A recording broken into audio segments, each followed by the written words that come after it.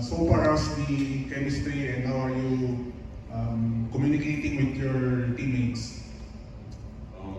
Yeah, this each day, taking one game at a time, one practice at a time. I'm still trying to adjust to my teammates, learning how everybody plays. They still learning how I play also.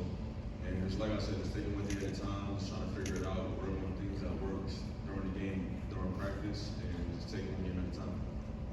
How is Roger Pugoy as a teammate? We friends, man. Whatever happened 7 years ago happened 7 years ago. I don't pay no mind, but we friends. We talk about it in the past. I see the tweets about it, so we good. Roger, kumusta ang teammate si Mac? Okay naman, okay naman.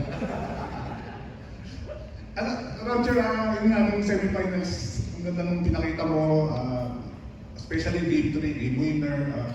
Gano'ng kalaking bagay yun na papasok ka sa finals na kumpiyansa ka, ganun yung nilalaro mo? Una-una, yung health ko talaga kasi yun nga, dalawang finals na hamstring ako.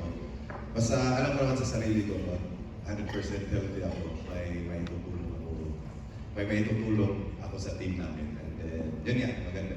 Buti na lang, gumanda yung shooting ko sa semis kasi nung elimination talagang hindi ako makashoot. Thank you.